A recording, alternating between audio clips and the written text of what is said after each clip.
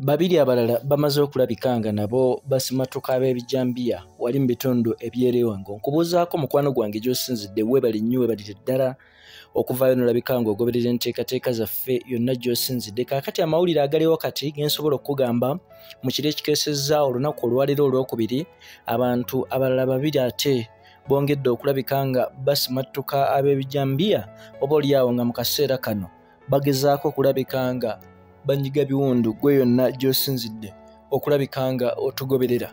Nakutegeezezza ensonga twongera zikwata mu ngeri ya kisajja kikulu wakati mu kugumba wano mu kitundu okwongera okulaba kiki oba oliawo ekigenda mu maaso, kiki ekituufu, embeera nga bweti, ebintu nga bwe bitambula oba oliawo nga we bifaanana. Kati twongedde okizuula engeri bano abantu gye bakolamu obulumbaganyi buno, nga bano bamala ebudde obw'emisana gwa mpuliriza naawe ndaba nga bayitaayita ku kyalo. N'olwekyo wakati nga batambula wano ne wali ku kyalo basobola okuvaayo ne balabika nga baketta wawe banaakola obulumbaganyi ekiro. Mbagirawo nga bamaze okulabika nga baketta wano ne wali basobola okulabika nga beekweka mu nsiko oba obulamu bwabwe babumala mu nsiko. Eno y'ensonga lwaki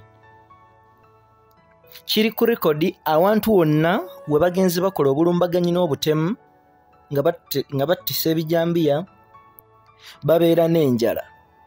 N'olwekyo tulabyeko incidents nyingi, oba oliawo nga basooka kufumba, oba oliawo nga basooka kulya mmere gye basanze mu masepiki, oba oliawo nga basooka kubaako engeri gye beetaasa mu ngeri ey'okulya, kubanga bassebo ne bannyabo bano babeera mu nsiko oba oliawo ensiko ezitaliimu mmere.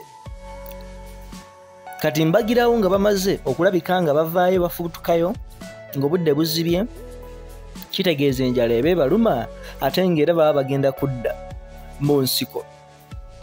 Kati olw'ensonga nti kafyu avaayo n'alabika nga atandika ku ssaawa emu ey'ekiro, of course bano kibabeerera kizibu oba oliawo okugezaako okutambula, naye nga engeri yokka gye balina okukola oba gye basobola okusurvivingamu yakulabika nga babeera mu nsiko. Kale okusinziira ku incidents ez'ekiro, ffe nga abali ku ground okwongera okunoonyereza okwogera n'abatuuze oba oliawo abataagala kuvaayo mu lwatu ku cameras beerage, bano abantu abakola obulumbaganyi buno balina obukugu obw'ekitalo nga bagezezzaako okulabika nga wali mu disitulikiti y'e Lwengo babataayiza, naye nga bassebo ne bannyabo bye bataayiza, abantu be bataayiza bajjudde obukugu. N'olwekyo balina obwakkomando obw'ekika ekya waggulu nga basobola okwebbika mu ntobazi z'amazzi, basobola okubuuka ebisaalu ebiwanvu, basobola okulabika nga balina ebigatto eby'amaanyi oba oliawo ebibayamba okulabika nga basimatuka wakati nga abatuuze bagezezzaako okwekuŋŋaanya oba oliawo babeeko kye bakola. Kati embeera bwetyo bw'eri mu bitundu eby'e Masaka, Greater Masaka, Lwengo, ng'embeera bassebo ne bannyabo tewoomeza ddala nakabululu. Bo abaalabise nga batemulwa wakati ku ssaawa emu ey'ekiro, oteekeddwa okukimanya bano tebalinda nnyo na budde kuziba oba kubaaluuka kgenda wala nnyo, naye bakikola nga obudde bukyali ssaawa 2 ez'ekiro, ssaawa 3, ssaawa emu. N'olwekyo webagenda mu maaso okulabika nga bakola obulumbaganyi buno obw'okutema abantu.